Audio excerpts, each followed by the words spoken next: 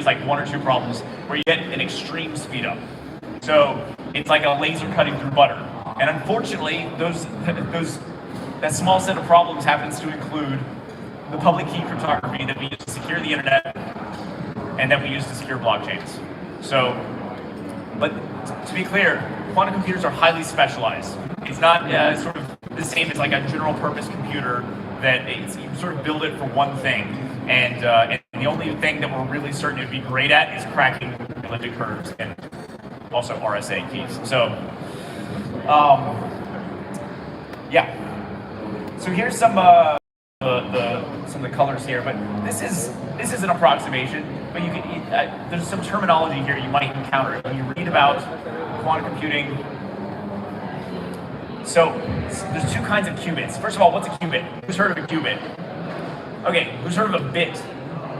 Okay, yeah. So a qubit is a quantum bit, and it's basically a way of mathematically representing computation done in a quantum context. So, but there's different kinds of qubits. Just like there's actually different kinds of bits too, but most of the time you don't hear about it.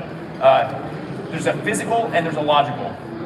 And in general, the physical number is a lot bigger because of error correction.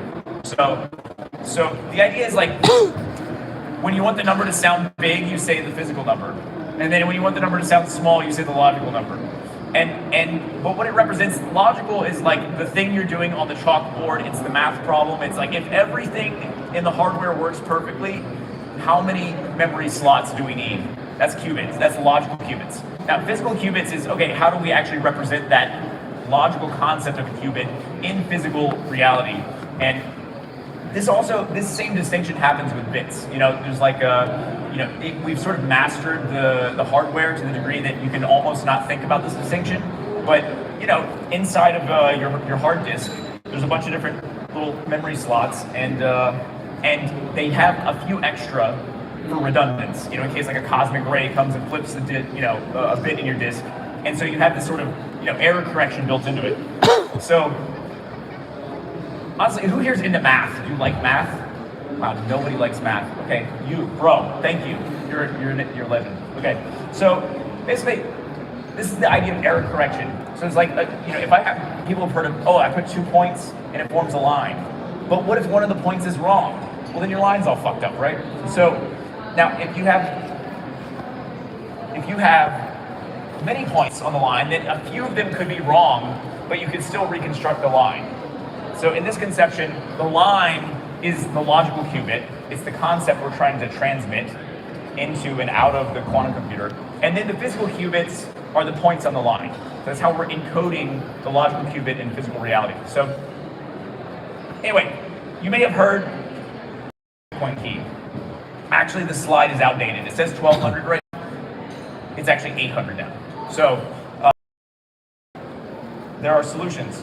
But just to give you an idea, that, if you only remember one thing, it's this. Elliptic curve's bad, hash is good. So some people are like, there's going to be a quantum miner that's going to reverse the Bitcoin blockchain. Not realistic. Hashes are already considered quantum secure. In fact, they build some of the digital signature schemes that are post-quantum are built out of hashes. So hash is good, elliptic curve's bad. So but where are we using elliptic curves across blockchain, not just Bitcoin? Well, transaction authorization is the most common case. It's basically when you prove that you own the Bitcoin, it's like you write a little check and you sign it, and that signature is based on elliptic curves. So, what that means is if somebody can crack the elliptic curve cryptography, they can just take your money. They can make a transaction without you authorizing it. Another place where they're used, not in Bitcoin, proof of stake validation. So, for example, Ethereum or most of the modern blockchains are using proof of stake. And this is as a consequence, that is also something that could be broken, the consensus mechanism. Also, if you've heard of ZK snarks, who here has heard of ZK snarks? Okay, most people. Like Zcash was the pioneer in this. They productionized snarks for the first time. The first version of ZK snarks was based on elliptic curves. So the failure mode there is that a quantum attacker could make a fake proof without knowing the secrets that they should know. So, but importantly, what that means is that a quantum attacker can't break the zero knowledge property. So like in Zcash, a quantum attacker can't figure out who sent what transaction. They can just make a transaction they shouldn't have been able to. So it's similar to the first case. So what's already secure? Anything to do with hashes, right? That's mining, but also hashes get used all throughout blockchains. Also, ZK Starks, which is a more modern version of ZK tech, the elliptic curve is bad. So there we go. Okay, so you may have heard, if you've been floating around crypto Twitter, you may have heard of various objections. We're gonna address them right now. It's decades away, right? First of all, how do you know that, right? I mean, if you would have said that, looking back, there were people who said, oh yeah, quantum computers are decades away, and they said that decades ago, and they were right. And then people just kept repeating that because there were a lot of different companies that made claims that turned out not to be true.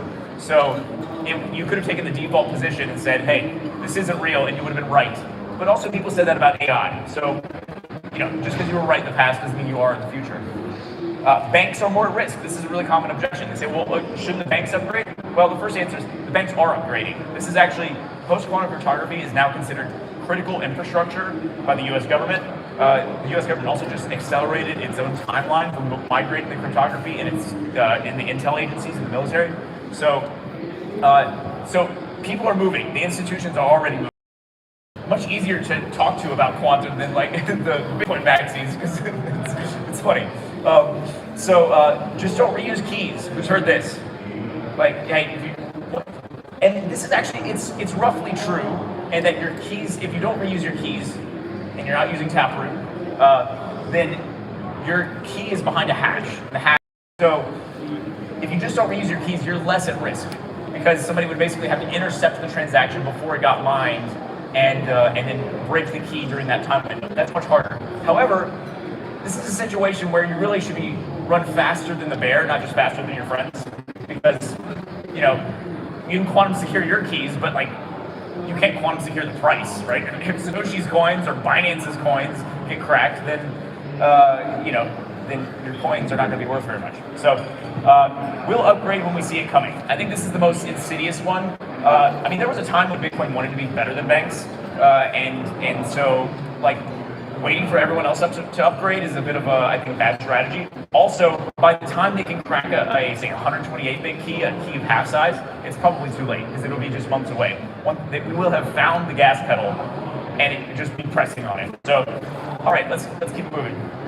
So these are the different nations. Letters are not super rendering here, okay? But these are different nations, and when they have their own deadlines for migration. Now, the thing is, each country has a bunch of different deadlines, and they have different agencies, and it's more complex than it looks. But you can see here, China's prioritizing it. China's also pouring billions of dollars into development of quantum computers. So they're a world leader in that. So China number one. We have here, you can see India, UK, US. You see New Zealand, EU. Is that a country? Japan. Canada, right? We got South Korea there, but they're probably going to come in. They're just faking everybody out. So here's 3 reasons not to believe these timelines. First, on the one hand, there's an incentive for all these companies to exaggerate progress, right? Everyone's always talking their book, right? Becoming an adult is realizing everybody's talking their book, including the Bitcoiners.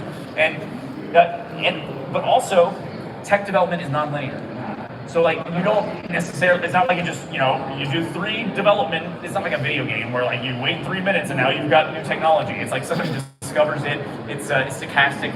Also, AI is accelerating everything, right? And really the thing to look at here is ECDSA.fail. It's AI, people using AI to accelerate quantum research. And also, this is very interesting to intel agencies. So it's, cybersecurity is relevant to national security. And so that means not everything is public. And in fact, it also means that a lot of deception might be involved in this whole process. So stay frosty. Okay, if you were going to build a quantum secure blockchain, here's some building blocks you should at least know about. You don't have to use these things. But so NIST is this US government agency, National Institute for Standards and Technology. They did an 8-year tournament, international tournament, having cryptographers from over 100 countries all propose and break each other's algorithms. And the whole thing lasted 8 years before 2024, they finally picked a few algorithms that made it through this process. It's still ongoing because once the algorithm breaks, sometimes you can fix it. And also, a lot of people don't trust NIST. They were involved in the whole 9/11 thing, and I think that's completely justified. But that's one of the building blocks. If you're reaching for something off the shelf, that's a good place to look. So post-quantum ZK, this is like ZK is just absolutely amazing technology, and really, if you're even a little bit into math, I really encourage you to look into it. But look, post-quantum ZK is the newest kind of ZK. Also, consider: do you want to migrate or do you want to start from scratch? So anyway, we have a quantum secure blockchain. We love Bitcoin. I've been in Bitcoin since it was